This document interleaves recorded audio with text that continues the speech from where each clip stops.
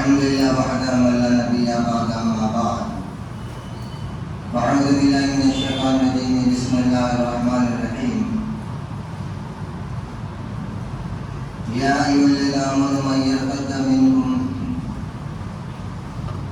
وقال تبارك وتعالى في مقام آخر ما كان محمد أبا أحد من رجالكم ولكن رسول الله وخاتم النبيين وكان الله بكل شيء عليما صدق الله مولانا العلي العظيم اللهم صل على سيدنا وشفيعنا وهادينا ونبينا ومرشدنا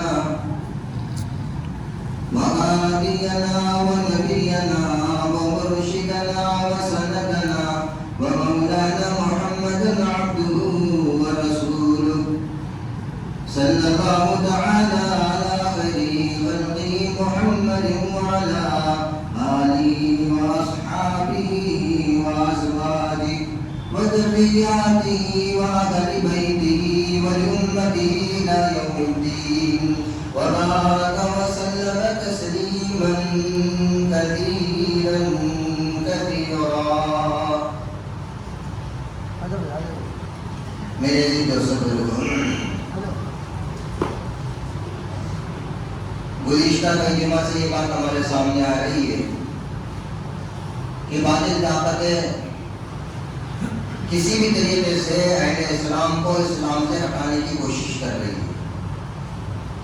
ہمیں آپ کو یہ بات اچھی طرح معلوم ہے کہ اسلام مذہب کے اندر دنیا و آخرت کی تمام کامیابی اللہ نے رکھا ہے. جتنے اچھائیاں، جتنے خوبیاں، جتنے صفات، جتنے کمالات ہو سکتے تھے وہ سارے کے سارے مذہب اسلام میں آ گئے. اور اللہ نے یہ طے کر دیا کہ مذہب اسلام کو لے کر آئے گا تو ہی میں کامیاب کروں گا، ورنہ میں کامیاب نہیں کروں گا، چاہے پھر دنیا یہ باتیں کتنے بھی اچھے اعمال کر لیں. قرآن کریم میں اللہ نے ایک جگہ فرمایا وَمَن يَبْتَغِ غَيْرَ الْإِسْلَامِ دِينًا فَلَن يُقْبَلَ مِنْهُ. اس کے علاوہ کوئی بھی مدد تم لے کر آؤ گے میں ہرگز اسے قبول نہیں کروں گا. یہی اسلام سیدنا آدم علیہ السلام سے چلا اور مکمل رسول اللہ صلی اللہ علیہ وسلم کی ذات بابرکت پر ہو گیا. آپ اگر کوئی کامیابی چاہتا ہے، چھوٹا بڑا، امیر غریب، دیہاتی، شہری، پڑھا لکھا، غیر پڑھا لکھا، تو اسی اسلام کو فالو کرنا پڑے گا. اب اسلام کو ایسا بتایا رسول اللہ صلی اللہ علیہ وسلم نے، اپنی زندگی سے بتایا اسلام کسے کہتے ہیں. پھر اسلام میں کچھ عقائد ایسے ہیں کہ جس کے اوپر ایمان لانا سب پر فرض ہے. سب سے پہلا عقیدہ اللہ کی ذات کا ایک ہونے کا، دوسرا عقیدہ سرکار آخری رسول ہے، آخری نبی، یہ عقیدہ ہونا. سرکار کو خالی نبی ماننا کافی نہیں. سرکار یہ کہتے ہیں کہ میرے بعد کسی کی نبوت نہیں، اگر کوئی نبوت کا اعلان کر لے تو وہ باطل ہے. ایسے جھوٹے اور کذاب پیدا ہو اور ہوئے اور نئے طریقے سے امت مسلمہ کو مذہب اسلام سے ہٹانے کی فکر تھی. مگر فرمان کیا ہے رسول اللہ صلی اللہ علیہ وسلم کے صحابہ کا ایک عملہ ایسا تیار کیا تھا آپ نے کہ صحابہ کسی بھی قیمت پر مذہب اسلام کو چھوڑو، سرکار کی ایک سنت چھوڑنے کو تیار ہوتے تھے. اور سرکار کی شان میں ذرہ برابر بھی غلطی اور ذرہ برابر بھی غصہ کی برداشت نہیں کرتے تھے. اور جو کچھ اللہ نے کہا، جو کچھ رسول اللہ صلی اللہ علیہ وسلم نے کہا، وہ سب کچھ صحابہ نے من عن پورا کر کے بتایا. تب جا کر اللہ نے اپنے رضا کا اعلان کر دیا کہ میں تم سے راضی ہو گیا. تب جا کر رسول اللہ نے کہا کہ میرے صحابہ ستاروں کے مانند ہیں، تم ایک کی بھی اختیار کرو گے، لڑائی نجات پا جاؤ گے، نجات کی منزل کو پا جاؤ گے، نجات مل جائے گی تمہیں، منزل مقصود تک پہنچ جاؤ گے کسی ایک صحابی کو، کیونکہ تربیت آپ نے ایسی کی تھی. مگر افسوس کی بات یہ ہے میرے بزرگوں یہ جو تربیت کا سلسلہ تھا، حالات اور دنیا کی باطل طاقتیں اور نفسانی خواہشات اور ماحول کے اثرات نے کسی قدر امت مسلمہ کے اندر ایک ایسی طریقے پر ایک ایسے لوگ پر لا کے ڈال دیا کہ وہی ساتھی، وہی وفا، وہی عزت، وہی احترام، وہی عصمت، وہی حیا، وہی پاکدامنی، وہی قناعت، جتنے خوبیاں تھے، جتنے اچھائیاں تھے، وہ سب کی سب جو ہے دھیرے دھیرے ختم کرنے کی پروگرام بنایا اور اس میں وہ کامیاب ہوتے چلے گئے. آج ہوا کیا؟ بڑے سے بڑا نمازی اور حاجی اور دیندار اور متقی پرہیزگار وہ پوچھے کہ اسلام کیا کہتا ہے، کہ اسے چند چیزوں کا نام معلوم ہے اسلام اسے کہتے ہیں، نماز، روزہ، زکات، حج، باقی اسلام کی معلومات جیسے نہیں. پھر آنے والی نسل کو کیا تربیت کرے گا، کیا سکھائے گا؟ اور جب سکھایا نہیں جائے گا تو یہ نسلیں کہاں بھٹکتی رہے گی؟ یہ تو باطل طاقتوں کے ہاتھ لگ جائیں گے اور یہ کس قدر ان کو ہٹا دیا جائے گا. اور ہو رہا ہے. بے شمار واقعات ہمارے سامنے ہیں ارتداد کے. امت مسلمہ کی نوجوان بیٹیاں کہاں جا رہی، نوجوان بچے کہاں، اسلام معلوم نہیں، پورا دین معلوم نہیں. اس دنیا میں کیوں آئے تھے ہم، کیا کرنا تھا، اور اس دنیا سے جانے کے بعد کون سی زندگی ہے، اس میں کیا حساب کتاب دینا ہے اللہ کے پاس. ہمارے اسلاف کی تعلیم کیا ہے کہ اسلام کو اپنی زندگی میں رکھنے کے لیے، اسلام کو پھیلانے کے لیے کس قدر قربانیاں ہو، کس قدر مجاہدہ، کس قدر محنتیں، کس قدر اپنے آپ کو کھپانا تھا. یہ ساری چیزیں ہم بلا بیٹھے.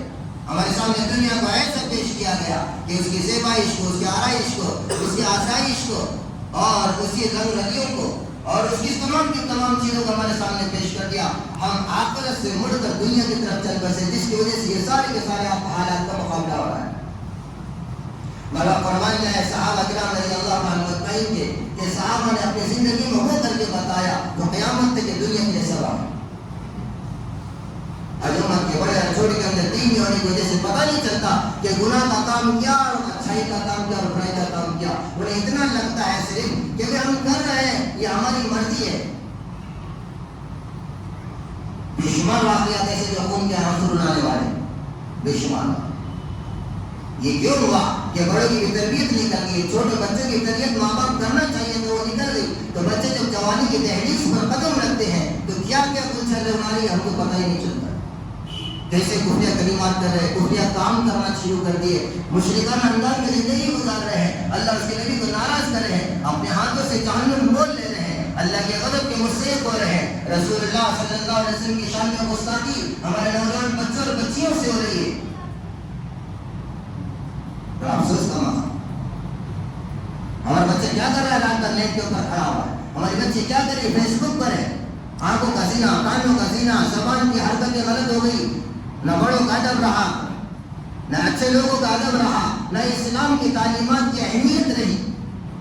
وہ دوسرے کلچر کو اسلامی کلچر کے اوپر فوقیت دینے لگے. ان کے سامنے یہود کی، نصارہ کی، دنیا کی قوموں کی تہذیب و تمدن اعلیٰ لگنے لگی. صحابہ کو ذہنی بات بتاتے تھے، اپنے اولاد کے بارے میں متفکر ہو جائے. حضرت عمر رضی اللہ تعالیٰ عنہ کی زندگی گزر گئی. عبداللہ ابن عباس بیٹھے ہوئے ہیں، صحابہ بیٹھے ہوئے، تذکرہ چل رہا تھا سیدنا ابو بکر صدیق کی زندگی کا. کرتے کرتے عبداللہ ابن عباس رضی اللہ تعالیٰ نے بات کہی. حضرت عمر کا جب بات آ گئی سامنے تو رونے لگے، جاروں پکار. صحابہ کہنے لگے حضرت عبداللہ ابن عباس سے کیا بات پیش آ گئی، اب کیوں رو رہے ہیں؟ کہا عمر وہ آدمی ہے جس نے اللہ کی کلام کو پڑھا، اللہ پر، اللہ کے نبی پر ایمان لایا، اپنے زندگی میں اللہ کے بتائے ہوئے قانون کو فالو کیا اور دوسروں کو نافذ کر دیا، حتیٰ کہ اس قانون کے تحت ان کا بچہ بھی آیا، اس بچے کو بھی انہوں نے شہید کر دیا. یہ کہتے ہوئے ہزاروں قطار ہونے لگے.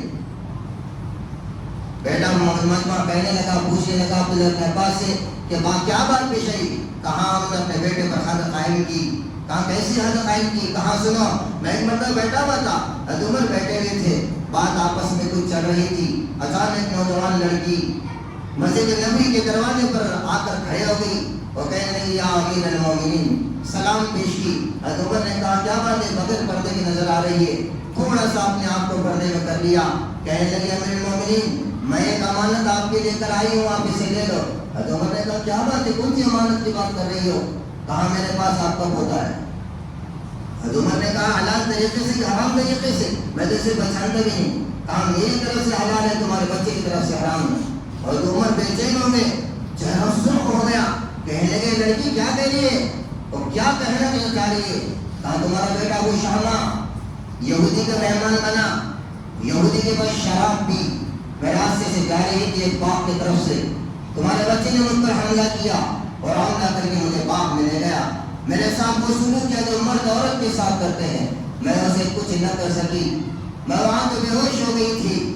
تمہارا بچہ نشے کی حالت میں برا کام کر کے چلا گیا. میں نے کسی قدر اپنے آپ کو بچایا. چند دن بیت گئے، میں اپنے گھر والوں سے بچاتی رہی. یہ بچے کا حمل میرے پیٹ میں رہ گیا، میں نے سوچا کہ کہیں اور جا کر اس کو ثابت کر کے ختم کر دوں، پھر میں نے سوچا نہیں، دنیا میں اسلام ہے اور اسلام کے ماننے والے موجود ہیں، انصاف ہوگا۔ کہا عمر میں نے اس بچے کو جنم دیا اپنے ماں باپ کو چھوڑ کر، یہ بچہ تھوڑا سا بڑا ہوا، میں نے کیسی حفاظت کی مجھے معلوم، میں آپ کے پاس لے کر آئی، اسے لے لو۔ حضرت عمر غصے میں آ گئے، جلال میں آ گئے، حضرت عمر کا چہرہ سرخ ہو گیا اور کانپنے لگ گئے۔ عبداللہ ابن عباس کہتے میں نے دیکھا حضرت عمر کو، فوراً مجھ سے کہا عبداللہ ابن عباس سے کہ اعلان کر دو سارے لوگوں کو، سارے مدینہ میں اعلان کرو، سب جمع ہو جائے مسجد نبوی کے پاس۔ میں نے اعلان کیا، اعلان کرنا تھا کہ سارا مدینہ جمع ہو گیا۔ حضرت عبداللہ بن عباس کہتے کہ مجھے اٹھایا، کہا کہ چلو میرے ساتھ، بڑی تیزی کے ساتھ نکلے اور سیدھا گھر کی طرف چلے، ہاتھ میں گھوڑا تھا، چہرہ سرخ تھا، ہاتھ پیر کانپ رہے تھے، اپنے گھر کے قریب گئے، گھر کے پاس جا کے دستک دی، آواز دی، کون ہے؟ کہا تمہارے باپ عمر۔ تو بیٹا وہی جس کے بارے میں شکایت کی کہ کھانا کھاتے بیٹھا تھا۔ حضرت عمر رضی اللہ تعالیٰ نے سلام کیا، بیٹے نے جواب دیا۔ حضرت عمر کہا کہ ابو شامہ کیا کر رہے؟ کہا کھانا کھا رہا ہوں۔ کہا کھا لے، ہو سکتا ہے یہ تیرا آخری کھانا ہو۔ کہنے لگا، کانپنے لگا کہ ابا جان خیریت تو ہے؟ میں نے کیا ایسی خطا کر دی؟ اور بیٹا سچ بتا، اللہ کے لیے سچ بتا، کیا تو نے شراب پی تھی؟ رونے لگ گیا، کہنے لگے ہاں بابا میں نے شراب پی تھی، مجھے پلائی نہیں تھی دھوکے سے، مگر میں نے توبہ کر لی۔ کہا بیٹے اس کے بعد تو نے زنا کیا؟ کہا میں شراب کی حالت میں دھوت تھا، مجھ سے زنا ہو گیا۔ حضرت عمر کا ہاتھ میں کوڑا نیچے گر گیا، مارے خوف کے بیٹا کانپنے لگ گیا۔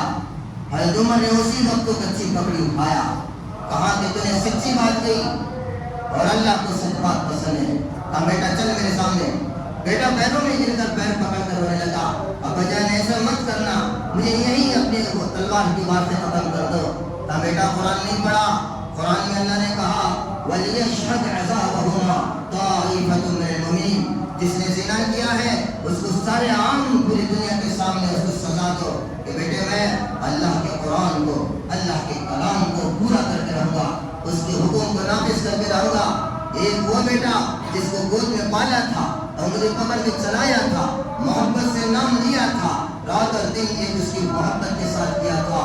ایک عام کے اندر جب اللہ کا فیصلہ آتا ہے، اللہ کا قرآن سامنے آتا ہے، بیٹے کے گناہ ایک طرف آتے ہیں، وہ ساری محبت پالا طاق رکھ دی، بیٹے کو اٹھایا، بڑے غصے میں اس کی گچی پکڑی، اس طرح کالر پکڑ کے لے کے چلنے لگے۔ عبداللہ بن عباس نے پیر پکڑ کر کہا عمر ایسا نہ کرو، یہ شاہی خاندان کا بچہ ہے، آپ کے خاندان کی عزت ہے، یہ عزت پوری دنیا میں نیلام ہو جائے گی۔ کہنا عمر عبداللہ اس طرح نہ کرو، مجھے اللہ کے قانون کو پورا کرنے میں رکاوٹ نہ بننا، اگر تم رکاوٹ بنو گے تو تم مجرم ہوگے۔ بچے کو پکڑا گھسیٹ کر رہا، بچہ رونے لگا، سارے محلے میں کوہام مچ گیا کہ عمر رحم کھاؤ، کہنے لگے رحم کرنے کے لیے یہ سب کر رہا ہوں کہ اللہ تجھے رحم کرے۔ بلایا اور بلانے کے بعد اس بچے کے سامنے کھڑے ہو گئے، سارا مدینہ جمع ہے۔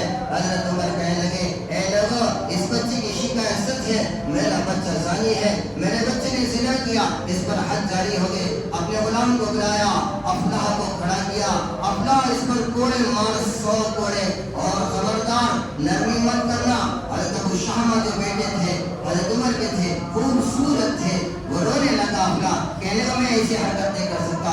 حضرت عمر غصے میں کہنے لگے افلاح اگر تو نہیں مانے گا اللہ کے سامنے تیری شکایت کروں گا، اللہ کے قانون کو پورا کرنے میں تجھے مدد کرنی ضروری ہے۔ حضرت عمر کھڑے ہوئے ہیں، بیٹا سامنے ہے، سارا مدینہ دیکھ رہا ہے، اپنا مجبوراً آگے بڑھتا ہے، ایک گھوڑا لے کر ننگے بدن پر جب مارنا شروع کیا، ایک گھوڑا لگتی چمڑی نکل گئی، ان کے پھوارے نکل گئے، حضرت عمر کی آنکھوں میں آنسو آ گئے، رونے لگے، مگر اللہ کا حکم تھا، نبی نے بتایا تھا کہ زانی کی کیا سزا ہے اور زانی کو کس طرح کرنا ہے۔ محبت الگ ہو گئی، وہ چاہتے الگ ہو گئی، وہ زندگی کی ملاقاتیں الگ ہو گئی، رشتہ داری الگ ہو گئی، خون کا رشتہ ختم ہو گیا۔ یہاں تو اللہ کے حکم کو پورا کرنے کی بات یہی۔ دوسرا لگا بیٹا اپنے باپ کو دیکھ رہا ہے، رحم کی بھیک مانگ رہا ہے، باپ کی نگاہیں نیچی ہے، ٹپ ٹپ آنکھوں سے آنسو نکل رہے ہیں، داڑھی مبارک تر ہو گئی، مدینہ کے سارے لوگ رحم کی بھیک مانگ رہے ہیں۔ سارے کے سارے رشتے دار آ گئے، ننیال والے آ گئے، ادھر سے دجیال والے آ گئے. حضرت عمر کے سامنے ہے کسی کی ہمت نہیں ہے، مارتا رہا وہ نوجوان کو مارتا رہا. حضرت عبداللہ بن عباس کہتے ہیں اللہ کی قسم ہم جب دیکھ رہے تھے آسمان بھی دیکھ رہا تھا، کوڑے پر کوڑے لگتے تھے، ہر کوڑا اس کی چمڑی لے کر نکل رہا تھا. ان کے فوارے میں بچہ کوڑ پہ لت پت ہو گیا. وہی باپ ایک جوان بچے کو دیکھ رہا ہے، مگر اللہ کا حکم تھا. یہاں اس نے اللہ کی نافرمانی کی تھی، اس کی آخرت کو بنانا تھا، اس لیے حضرت عمر نے اس طرح کیا. ایک باپ کے دل میں بیٹے کی شفقت اور محبت کتنی ہوتی ہے، ہر باپ جانتا اپنے اولاد کے ساتھ کیا محبت ہوتی ہے. افسوس یہ آج ہم نے یہ محبت تو ضرور رکھی ہے، مگر ہمارا بیٹا ہماری بیٹی یا تو ہماری بیٹیاں غیروں کے ساتھ جاتی ہے یا غیروں سے چیٹنگ کرتی ہے یا فیس بک پر بات کرتی ہے، جبکہ ہمارے قرآن نے بتایا تھا، ہمارے نبی نے بتایا تھا خبردار نہ محرم سے بات نہ کرنا، نہ محرم کو اپنا چہرہ نہ بتانا. حیا تیری زینت ہے، حیا چادر بنا کر تیرے دی. اسلام نے تیرا احترام کیا، نبی نے ماں بننے کے بعد تیرے قدموں میں جنت ڈالا. بہن رہی تو بھائی پر حق بنایا، بیٹی رہی تو باپ سے کہا اس کی پرورش کر، جنت تجھے ملے گی. بیٹیوں کو اور عورتوں کو وہ عزت اور مقام اسلام نے دیا تھا. ایسا عزت نہ یہودیت دے سکتی، نہ نصرانیت دے سکتی، نہ مجوسیت دے سکتی، نہ دنیا کی کوئی طاقت دے سکتی ہے. جو اسلام نے عورتوں کو اور ماں بہنوں کو عزت احترام کی چادر دی تھی، عزت احترام دی تھی. آج ہماری بیٹیاں، ہماری بہنیں، ہماری بڑی عمر کی لڑکیاں کر کیا رہی ہے. ایک باپ ہے گھر میں سوتا پڑا ہے، اسے پتا بھی نہیں کہ میری بیٹی کس کے ساتھ چیٹنگ کر رہی ہے. رات ساری گزر جا رہی ہے اپنے دوست کے ساتھ، وہ میری گرل فرینڈ ہے، میرا پڑھائی کا ساتھی ہے. افسوس ہائے افسوس میرے بھائیوں، یہی نوجوان بچیاں پورے اسلام پر داغ لگا رہی ہے اور بھاگ رہی ہے. اس کے ذمہ دار وہ افراد ہے کہ جنہوں نے اپنے بچیوں کی اور بچوں کی تربیت نہیں کی. اللہ کی قسم کیسے دل برداشت کر رہے ہیں، اور کیسے تمہارا ایمان ہمارا ایمان برداشت کر رہا ہے. ہماری بیٹیاں دوسرے کے پاس جاؤ، بعد میں اس کے کوکھ میں پیدا ہونے والی اولاد قاتل بنے گی، اس کے کوکھ میں پیدا ہونے والی اولاد ظالم بنے گی، مسجدوں کو ڈھانے والی بنے گی. میرے دوست یہی بیٹیاں ہوگی جس کے کوکھ میں اولاد پیدا ہوگی. ہم نے تربیت نہیں کی. بے شمار بچیاں کیوں بھاگ رہی ہے؟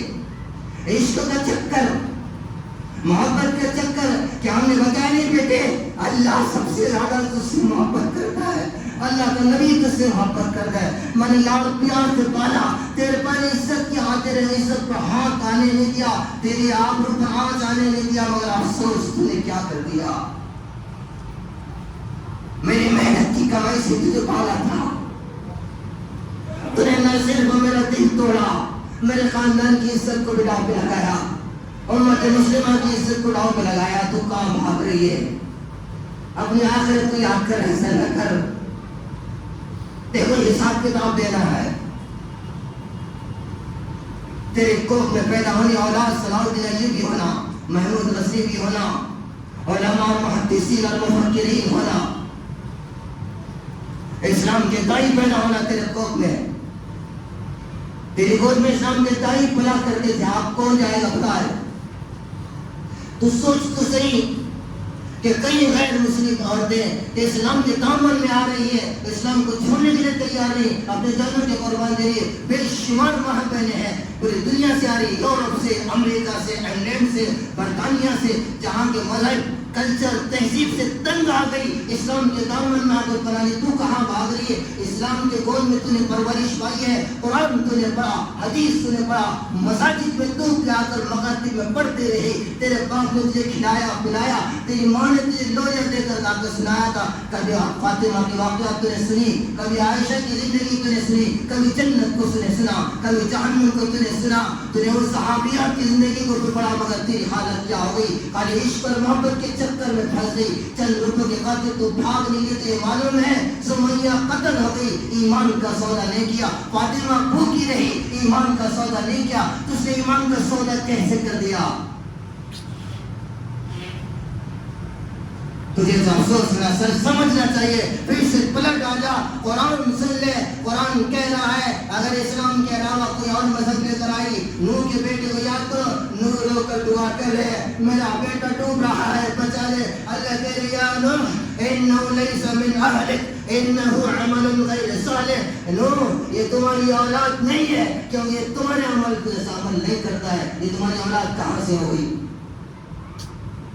ایک بچی ہے، یہ بڑھانا ضلع کی یو پی کی ہیرا نام کی بچی اسلام لے آئی. کس طرح اسلامی؟ اسی لمبی چوڑی داستان ہے، مگر اس کو بتا رہا ہوں وہ ماں بہنیں، وہ ہماری بیٹی اور بہنیں وہ سنیں، وہ ہیرا کی زندگی کو پڑھے، وہ دو سب کے کھٹکے کو پڑھے، وہ جنت کی کنجی کو پڑھے. ان کتابوں کا مطالعہ کرو، صحابیات کی زندگی کا مطالعہ کرو اور سوچو ہماری زندگی کا مقصد کیا ہے. میں جانتا ہوں تم پر آلات ہے، میں جانتا ہوں کبھی تم اپنے ماں باپ کی مجبوری کے خاطر دوسرے کا ہاتھ پکڑ کے بھاگ رہی ہے. اس کی لعنت نے تمہیں بھاگنے پر مجبور کر دیا. یہ نوجوانوں کے چوچلے پورے نہیں ہوتے، انہوں نے تجھے بھاگنے پر مجبور کر دیا. مگر ایسا نہ کر، اللہ کے لیے رک جا، رسول اللہ کے لیے رک جا، اپنی آخرت برباد نہ کر. یہ نوجوان جو تجھے اس طرح کرنے پر مجبور کر رہے ہیں، یا تو اللہ انہیں ہدایت دے گا یا تو اللہ ان کو ہٹا کر دوسروں کو لا کر کھڑا کر دے گا.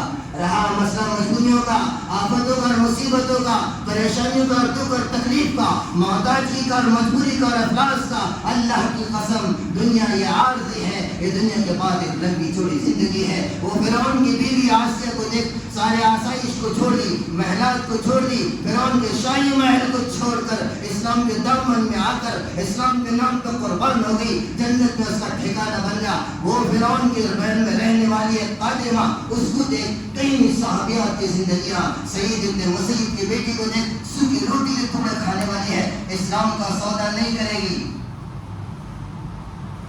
یہ ہمارا کام تھا، ہم اپنے بچوں کو تربیت کرتے، ہمارا کام تھا ہم اپنی بیٹیوں کی نگرانی کرتے، ہمارے بیٹوں کی نگرانی کرتے، مگر ہمیں کھانے کھجانے کی فرصت نہیں، دکانداریوں سے فرصت نہیں، مال دولت حاصل کرنے سے فرصت نہیں. تفاقر تو ایک طرف رہا، یہ دنیا کی ترقی کے چکر میں ہم نے اولاد کی اصلاح کو بھول گئے. آج نتائج بہت خطرناک ہے. دنیا اعلان کر رہی ہے 3 لاکھ 2.5 لاکھ 5 لاکھ ہمارے ایمان کے سونے کے لیے. حضرت عمر رضی اللہ تعالیٰ کے بیٹے پر کوڑے برس رہے ہیں. 70 کوڑا لگا، بچہ نڈھال ہو گیا، خون میں لطفت ہے، مدینہ دیکھ رہا ہے، باپ کا دل ٹوٹ رہا ہے. ماں کو پتا بھی نہیں کہ میرے بیٹے کے ساتھ کیا ہوگا، جوان نہیں تھا. 70 کوڑے پر پانی مانگا. باپ نے کہا بیٹا پانی نہیں دوں گا، اللہ اگر تجھے پاک کر لے قیامت کے میدان میں جب تو دنیا سے جائے گا، رسول اللہ صلی اللہ علیہ وسلم تجھے حوض کوثر کا پانی پلائے. بیٹی کی آخری خواہش بھی باپ پوری نہ کر سکا. ہمیں تو اسلام نے یہ سکھایا تھا کہ اولاد کی تربیت کے معاملے میں ہمیشہ مضبوط رہو. ہم اس میں بہت زیادہ ڈھیل دینے والے تھے. ہاں ہوتا ہے، بچے ہیں ابھی کریں گے بعد میں اچھے ہو جائیں گے. نا جو چھوٹا سا پودا ہوتا ہے نا، اس کی وقت اصلاح کی گئی تو وہ صحیح چلتا ہے. اگر اس کو چھوڑ دیا گیا دھیرے دھیرے وہ تنا اور درخت بن جاتا ہے. پھر ہم نے بعض بچیوں کو دیکھا کہ عدالت کے اندر کھڑے کر اپنے باپ سے کہہ رہی ہے میرا باپ نہیں، یہ میری ماں نہیں، میں نے مدر اسلام کو چھوڑ دیا. اعلان کہہ رہی ہے. میرے دوست اس بات سنو، کیا یہ بوجھ لے کر ہم سو سکتے ہیں؟ ٹھیک ہے آج ہماری بچیاں نہیں جا رہی اس لیے ہمیں رونا نہیں، ہمارے دل ٹکڑے نہیں ہو رہے ہیں، مگر کہیں ایسے بچیاں ان کو بھاگنے کی وجہ پوچھو. بعض تو عشق اور محبت کے چکر میں، پڑھانے کے چکر میں یہ فیس بک اور یہ واٹس ایپ اور یہ ٹویٹر، اس کی لعنت نے، یہ انٹرنیٹ کی لعنت نے بچیوں کو دوسرے کے حوالے کر دیا. اسلام نے حیا کی چادر دی تھی. رسول اللہ صلی اللہ علیہ وسلم گھر میں آ رہے، عبداللہ ابن مکتوم آ گئے، نوجوان صحابی ہے، نابینا ہے، اپنی بیٹیوں سے کہہ رہے پردہ کر. بیٹیوں نے کہا سرکار وہ تو نابینا ہے. آپ نے کہا وہ نابینا ہے، تم تو نابینا نہ ہو. میرے اور آپ کے محبوب کی یہ تعلیم تھی. اور انٹرنیٹ پر فحش چیزیں اور بچیاں دے دی. اور کچھ تو بچیاں وہ ہیں جو مجبوری کے خاطر جوانیاں 4 دیواروں میں پوری کر رہی تھی، ان کو کوئی ہاتھ بڑھانے والا ملا، کوئی ہمدردی کے جملے کہنے والا ملا تو وہ یہ نہ دیکھ سکی یہ مسلمان ہے غیر مسلم ہے. وہ تو یہ دیکھی کہ ہمدردی کے 2 جملے ہیں، یہ چند وقت میرا حید پکڑ رہا پاک نکلی. اس میں وہ پورے معاشرے کے نوجوان وہ برے معاشرے کے مالدار لوگ ہیں جنہوں نے جہیز بڑا بڑا کر ان بچوں کو چار دیواریوں میں رہنے پر مجبور کر دیا، اور وہ مالدار بھی جنہوں نے زکوٰۃ نہیں دے کر ان کی ہیلپ نہیں کی. خدا کی قسم جتنی بچیاں ارتداد کے حوالے ہوگی، دوسرے کے گھروں بھاگی گی، ان کے کوکھ میں پیدا ہونے اولاد ظالم اور قاتل اور کافر اور مشرک پیدا ہوگی. ان سب کے حصے دار وہ لوگ بھی ہوں گے جن کے پاس زکوٰۃ تھی، زکوٰۃ فرض تھی، انہوں نے زکوٰۃ ادا نہ کی، جس کے نتیجے میں ان غریبوں کا کام نہیں ہو سکا اور یہ دوسروں کا ہاتھ پکڑ کے بھاگ نہیں گئی. جہاں یہ پکڑے جائے گی وہاں مالدار بھی پکڑے جائیں گے، جہاں یہ پکڑے جائیں گی وہ نوجوان بھی پکڑے جائیں گے جو جہیز جہیز جہیز ہنڈا ہنڈا عزت عزت کرتے کرتے ان نوجوانوں کی جوانیاں برباد کرتے رہے. حضرت عمر کا بیٹا ہے، 70 کوڑے پر پانی کے لیے 80 کوڑا لگا، بیٹے نے سلام کرا، باپ نے وعلیکم السلام کہا، 90واں کوڑا لگتا ہے، ماں کو پتا چلا، ماں بھاگ کر آ رہی ہے، حضرت عمر کے پیروں میں گر گئی، امیر المومنین میرے بچے کے 10 کوڑے تو معاف کر دو، میں ایک ایک کوڑے پر ایک ایک ہاتھ کو جاؤں گی. حضرت عمر نے کہا باپ تو تھا باپ، مگر یہ سب کس کے لیے؟ میرا بیٹا زانی رہے گا، آج دنیا میں اس کی چل جائے گی، آخرت میں جہنم کی آگ میں جلے گا، وہ میں برداشت نہیں کر سکتا. ماں کو ہٹایا، کہا نہیں، زنا اور حج ایک برابر نہیں ہو سکتے، وہ الگ چیز تم ہٹ جاؤ. 100 کوڑا لگا، بیٹا نے ڈھال ہو کر گر پڑا، عمر بھاگ کر گود میں لے لیا، پورے کپڑے خون سے لت پر ہو گئے، بیٹے کی آنکھیں اوپر کی اوپر رہ گئی، حضرت عمر کی آنکھوں سے آنسو ٹپ ٹپ. مدینہ کے سارے لوگ روتے روتے بے قرار ہو گئے، چیخ آہ پکار ہو گئی. مدینہ میں ایسا دن کبھی نہیں گزرا تھا سوائے اس دن کے جب رسول اللہ دنیا سے تشریف لے گئے تھے. یہ دوسرا دن تھا جب پورا مدینہ غم منا رہا تھا. حضرت عمر رضی اللہ تعالیٰ عنہ کے نماز جنازہ کا باپ نے نماز پڑھائی، رات دن رہا جا رہا تھا. بیٹی کی یادیں، باتیں، وہ ملاقاتیں، وہ دسترخوان پہ کھانا، وہ ایک ساتھ بیٹھنا، کبھی باپ کو بیٹی سے کہنا، بیٹے کا وہ سب یاد آ رہا تھا. مگر اللہ کی خاطر، اللہ کے حکم کو نافذ کرنے کی خاطر سب برداشت کیا.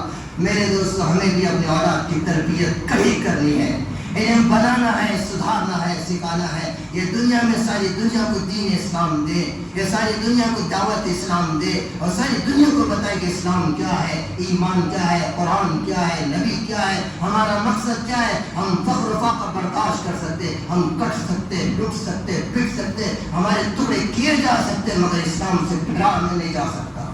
40 دن کے بعد حضرت ابو حذیفہ آئے، کہا میں نے خواب دیکھا کہ سرکار سامنے ہے، تمہارا بیٹا ہے، سب سے کپڑے پہنا ہوا ہے.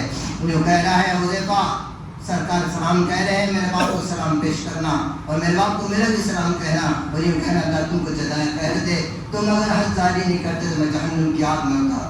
سرکار نے کہا حذیفہ جاؤ عمر سے کہو میرا سلام کہنا کہ عمر تم نے وہ کام کیا جو کام کرنے کے لیے کہا تھا، اللہ تم کو اس کو بہترین جزائے خیر نصیب فرمائے. 40 دن کے بعد حضرت حذیفہ نے آ کر بتایا. الغرض میرے دوست عزیز بزرگوں، یہ بہت خطرناک حالات اس وقت ہمارے پہ چل رہے ہیں. اس وقت ہم ساری دنیا کو دین اسلام دینے کی ذمہ داری تھی. افسوس یہ کہ آج ہم اپنی دین کی، اپنے گھر والوں کی بات نہ کر سکے. اس لیے ضرورت اس بات کی کہ خود بھی دین کو سیکھے، اپنے نوجوان اپنے بچوں کو زیادہ تر عمر بڑی نگرانی کرے، اس کے ساتھ ساتھ عزائم اور حوصلے لے کے انشاءاللہ پوری دنیا میں چل پھر کر دین کی محنت کریں گے. اللہ مجھے آپ کو عمر کے ساتھ نصیب فرمائے. واخر دعوانا الحمدللہ.